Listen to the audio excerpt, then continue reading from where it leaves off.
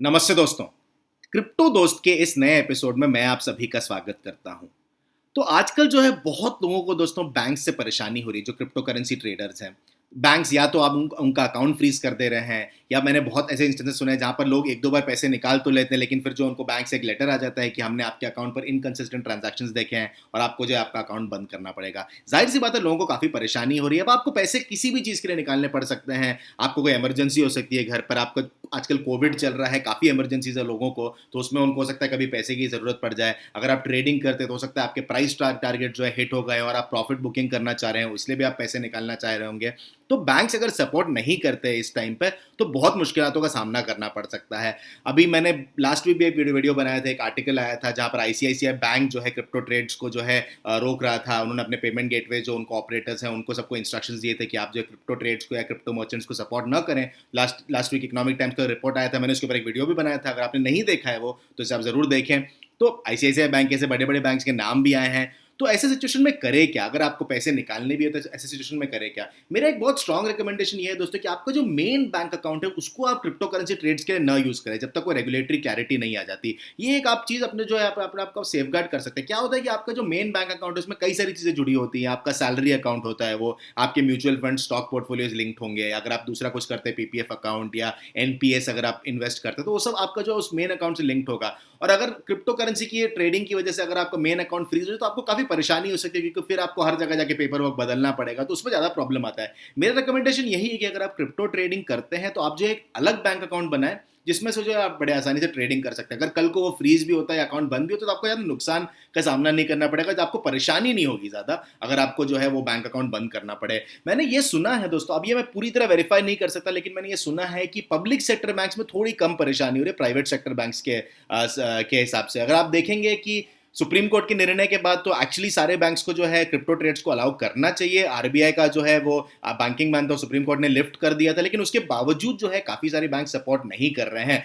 तो मोहम्मद दानिश जो क्रिप्टो कानून के को फाउंडर है, उन्होंने लास्ट ईयर जो है कॉइन टेलीग्राफ पर एक बहुत जबरदस्त आर्टिकल पब्लिश किया था। ये जो है लास्ट ईयर पब्लिश हुआ था, लेकिन आज भी ये उतना ही रेलेवेंट है जितना लास्ट ईयर था, इसलिए जो मैं आपको बता रहा हूँ इसमें उन्होंने दो तीन अच्छे स्टेप्स बताए कि आप क्या कर सकते हैं। अगर आपका अकाउंट फ्रीज हो रहा है, अगर आपको बैंक सपोर्ट नहीं कर रहे हैं क्रिप्टो करेंसी ट्रेड्स पर, तो आपके पास ऑप्शन क्या है, ये उन्होंने इस आर्टिकल में बताया। ये मैं आपको दिखाना चाहूंगा, लेकिन प्लीज इसको जानने के पहले आप ये डेफिनेटली करें दोस्तों कि आप एक अलग बैंक अकाउंट रखें क्रिप्टो करेंसी ट्रेडिंग के लिए, क्योंकि अगर कल को फ्रीज भी होता है तो आपके पास एटलीस्ट ये ऑप्शन होगा कि आपका मेन बैंक अकाउंट अभी भी आपके पास, अगर आपको इमरजेंसी में कोई पैसे लगते हैं तो आपके पास फिर अभी भी आपका मेन बैंक अकाउंट होगा। तो प्लीज इतना तो आप एहतियात बरत लें, थोड़ा सा मेहनत करके जो आप एक दूसरा अकाउंट खोल लें, ताकि उस पर जो है आप ट्रेडिंग करें और कल को वो बंद होते तो आपको प्रॉब्लम नहीं होगा। बहरहाल, अगर आपको बैंक से परेशानी हो रही है तो आपके पास क्या लीगल स्टेप्स हैं, तो 3 लीगल स्टेप्स हैं जो मोहम्मद दानिश जी ने बताए थे, और ये मैं आपको फिर से बताना चाहूंगा यहाँ पर। ये आप आर्टिकल पढ़ सकते हैं, मैं नीचे लिंक जरूर कर दूंगा। आप देख सकते हैं कि बैंक्स क्या क्या कर रहे हैं, कि जैसे फ्रीजिंग हो रही है, बैंक अकाउंट की क्लोजिंग हो रही है, आपके ट्रांजैक्शंस कभी कभी रिजेक्ट हो जाते हैं, ब्लॉक हो जाते हैं। तो आप क्या कर सकते हैं इस सिनेरियो में?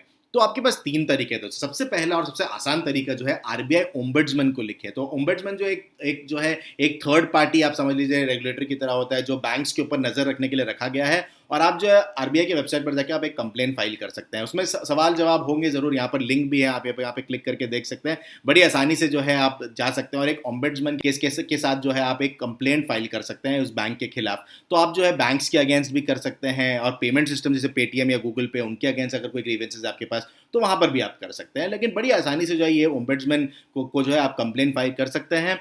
और क्लॉज 8 है दोनों स्कीम्स पर, आप अगर आप बैंक्स के साथ करना चाहें या पेमेंट सिस्टम्स के साथ करना चाहें, तो उसमें जो है एक्सेप्टेबल ग्राउंड्स पर जो है आप कंप्लेंट फाइल कर सकते हैं। पढ़ लीजिएगा एक बार जरूर कंप्लेंट फाइल करने के पहले, लेकिन ये बड़ा आसान सा तरीका है। दूसरा एक consumer forum, consumer protection act है हमारे लिए, सरकार ने बनाया है कंज्यूमर प्रोटेक्शन एक्ट ऑफ 2019। अगर आपको सर्विस में कोई भी डेफिशिएंसी होती है तो जो आप बड़े आसानी से कंज्यूमर फोरम जा सकते हैं, वहां पर जो है कॉम्पेंसेशन क्लेम किया जा सकता है। और जैसे जैसे उन्होंने यहाँ पर कहा है कि based on the value of the compensation claim, jurisdiction of district commission up to 10 million rupees, state commission up to 100 million rupees and national commission above 100 million rupees can be invoked accordingly। तो जो compensation claim के हिसाब से जो है आपका जो invoke होगा जुरिस्डिक्शन, वो आपको समझ में आ जाएगा। तो अगर आपको ऐसा लग रहा है कि आपको आपके बैंक की डिफिशिएंसी की वजह से जो है आपको प्रॉब्लम हो रही है, तो आप जो है कंज्यूमर फोरम जा सकते हैं। और लास्ट जो आपके पास ऑप्शन है वो है रिट पिटिशन, जो कॉन्स्टिट्यूशन ऑफ इंडिया के आर्टिकल 226 के अंदर आता है। तो यहाँ पर जो है रिट पिटिशन आप फाइल कर सकते हैं। यहाँ पर ये दिखा है कि filing a writ petition before the high court under article 226 is the most effective remedy. तो रिट पिटिशन आप कर सकते हैं। नॉर्मली जो है गवर्नमेंट और अथॉरिटीज़ के साथ किया जा सकता है, लेकिन कभी कभी जो है आप प्राइवेट बॉडीज़ के साथ भी आप ये कर सकते हैं। जैसे यहाँ पर ये कहा गया है कि नॉर्मली जो रिट पिटिशन होते हैं वो गवर्नमेंट या अथॉरिटीज़ या स्टेट अथॉरिटीज़ के अगेंस्ट आप करते हैं, लेकिन एक्सेप्शनल केसेस में अगर आप रिट्स फाइल करना चाहें तो वो जो है प्राइवेट बॉडीज़ जो पब्लिक सर्विस देते हैं उनके साथ भी आप कर सकते हैं। तो जैसे इस आर्टिकल में उन्होंने ये कहा है कि मोहम्मद दानिश जी ने कि denial of services by banks to crypto users is absolutely without any statutory backing और रेगुलेटरी गाइडलाइन, और जो ब्लेटेंट वायलेशन है प्रिंसिपल ऑफ नॉन डिस्क्रिमिनेशन का। तो बैंक्स जो है अपने हिसाब से कर रहे हैं, आर्बिट्ररी एक्सरसाइज है यहाँ पर उनका कहना है, और इसलिए जो है वो ऐसा कहना है कि रिट को जो है मेंटेन किया जा सकता है प्राइवेट बैंक्स के खिलाफ भी। तो अगर आपको परेशानी हो रही है तो आप ये 2-3 जो आपके पास ऑप्शंस हैं, आरबीआई ओम्बड्समैन तो मैं डेफिनेटली आपको बोलूंगा, अगर आपको प्रॉब्लम हो रही है तो सबसे आसान सिंपल तरीका है आरबीआई ओम्बड्समैन के पास जाने का। तो आवाज़ ज़रूर उठाए दोस्तों, और साथ ही साथ जो है आप इतना तो आप करें ही कि आपको अगर किसी बैंक से परेशानी हो रही है तो सोशल मीडिया पर आवाज़ ज़रूर करें। आप बैंक से क्वेश्चन करिए जाके कि क्यों ये किया जा रहा है। जब आरबीआई का बैंकिंग बैन सुप्रीम कोर्ट ने लिफ्ट किया, ऑनरेबल सुप्रीम कोर्ट ने जब ये लिफ्ट किया है, तो आप कैसे रोक सकते हैं? सवाल आप पूछिए अपने बैंक से। बैंक्स आपको सर्विस दे रहे हैं, याद रखिए दोस्तों। आप बैंक्स के जो है आप मोहताज नहीं है, इस बात को आप ध्यान रखिए दोस्तों। बैंक्स आपको सर्विस दे रहे हो एज अ कस्टमर, आपके पास पूरा राइट है कि आप बैंक से क्वेश्चन करें। तो ये जो पावर इक्वेशन है दोस्तों, इसको बदलने की जरूरत है, और मैं आशा करता हूं कि ये जो वीडियो है उसको आप देखेंगे, आपको ये वीडियो अच्छा लगा। मोहम्मद दानिश जी का मैं शुक्रिया अदा करना चाहूंगा, क्योंकि उनकी वजह से इतने अच्छे जो है लीगल आपके पास तरीके जो है सामने आए हमारे, तो उनका मैं शुक्रिया अदा करना चाहूंगा। तो प्लीज़ इसे फॉलो जरूर कीजिएगा दोस्तों, और आपको वीडियो कैसा लगा हमें हमेशा मैं सुनने के लिए उत्सुक रहता हूं, तो प्लीज़ बताइएगा जरूर। Thank you very much.